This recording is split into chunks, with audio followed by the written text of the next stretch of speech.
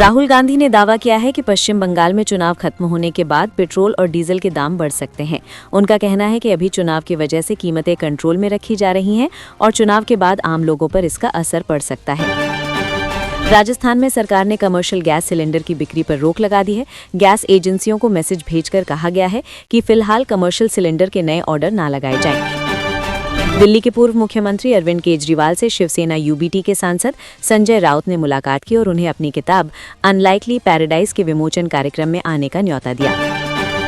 Supreme court ने Covid vaccine से जुड़ी याचिकाओं पर फैसला सुनाते हुए कहा है कि अगर वैक्सीनेशन से किसी को साइड इफेक्ट होता है तो सरकार को उसके लिए मुआवजा देने की व्यवस्था करनी चाहिए। विधायक कुलदीप कुमार ने कहा कि अगर देश की विदेश नीति सही होती और प्रधानमंत्री नरेंद्र मोदी ने सरेंडर नहीं किया होता तो आज देश में ऐसा संकट नहीं आता। मिडिल ईस्ट में चल रहे तनाव का असर अब विमान यात्राओं पर भी दिखने लगा है। विमान ईंधन महंगा होने की वजह से एयर इंडिया ने किराया बढ़ा दिया है। 12 मार्च से घरेलू फ्लाइट की टिकट बुक करने पर 399 रुपये का अतिरिक्त ईंधन शुल्क देना पड़ेगा। कांग्रेस सांसद इमरान प्रताप गढ़ी के दावते इफ्तार में कांग्रेस अध्यक्ष मल्लिकार्जुन खड़गे और नेता प्रतिपक्ष राहुल गांधी समेत कई बड़े नेता शामिल हुए। टीएमसी सांसद महुआ मोहित्रा ने विपक्षी सांसदों के निलंबन पर सवाल उठाते हुए कहा कि जब रमेश बिदूड़ी ने संसद के अंदर कांग्रेस सांसद दानिश अली को मुस्लिम आतंकवादी कहा था तब उन्हें निलंबित नहीं किया गया था। गुजरात के मुख्यमंत्री भूपेंद्र पटेल ने नई दिल्ली में प्रधानमंत्री नरेंद्र मोदी से मुलाकात की। गुजरात में होने वाले स्थानीय निकाय चुनाव से पहले इस मुलाकात को काफी अहम माना जा रहा है। लोकसभा में बीजेपी सांसद निशिकांत दुबे ने एलओपी की नई फुल फॉर्म बताते हुए राहुल गांधी पर निशाना साधा। उन्होंने कहा कि एलओपी का मतलब लीडर ऑफ प्रोपेगेंडा होता है। केंद्रीय मंत्री पीयूष गोयल ने कहा है कि देश में ईंधन की कोई कमी नहीं है। सरकार हालात पर लगातार नजर रखे हुए है और सप्लाई को लेकर चिंता की कोई बड़ी बात नहीं है। दूसरी तरफ अमेरिका, इजराइल और ईरान के बीच चल रहे युद्ध का असर भारत में भी दिखने लगा है। कई जगहों पर गैस सिलेंडर की सप्लाई प्रभावित हुई है, जिससे किल्लत की स्थिति बन रही है। पुणे में मेस और होटल बंद होने से छात्रों को खाने की परेशानी झेलनी पड़ रही है और कई छात्र मजबूर होकर अपने घर लौट रहे हैं। ताज़ा आंकड़ों के मुताबिक चांदी की कीमत में करीब 4,000 रुपए की गिरावट आई है और ये करीब 2,57,700 रुपए प्रति किलो पर पहुंच गई है।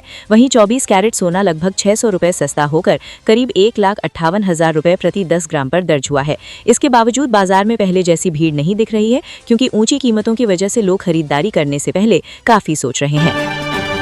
भगवंत सिंह मान ने कहा है कि इंडिया और अमेरिका के बीच होने वाली ट्रेड डील केंद्र के 3 कृषि कानूनों से भी ज्यादा खतरनाक साबित हो सकती है। उन्होंने कहा कि पहले ईस्ट इंडिया कंपनी भारत में आई और देश को आर्थिक रूप से लूटा था। अब ऐसा लग रहा है कि किसी तरह की वेस्ट इंडिया कंपनी भारत की कृषि व्यवस्था में प्रवेश करने की तैयारी कर रही है।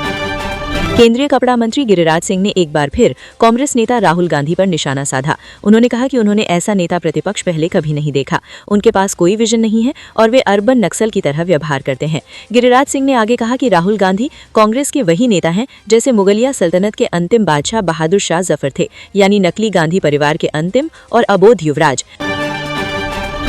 गांधीनगर में एक बड़ी जनसभा को संबोधित करते हुए अरविंद केजरीवाल ने कहा कि गुजरात में करीब 30 साल से भाजपा की सरकार है। अब राज्य का बच्चा बच्चा कह रहा है कि ये भ्रष्टाचार से भरी सरकार है जो गुजरात को लूट रही है। उन्होंने आरोप लगाया कि जो भी सरकार के खिलाफ आवाज उठाता है उसे झूठे मुकदमों में फंसाकर जेल में डाल दिया जाता है।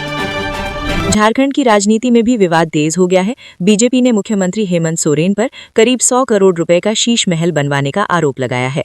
भाजपा प्रवक्ता प्रतुल शाहदेव का कहना है कि मुख्यमंत्री आवास की पुरानी हेरिटेज बिल्डिंग को तोड़कर ये भव्य महल बनवाया जा रहा है। भाजपा ने इसे जनता के पैसे की बर्बादी बताया है और इस मुद्दे पर राज्य की राजनीति काफी गर्मा गई है।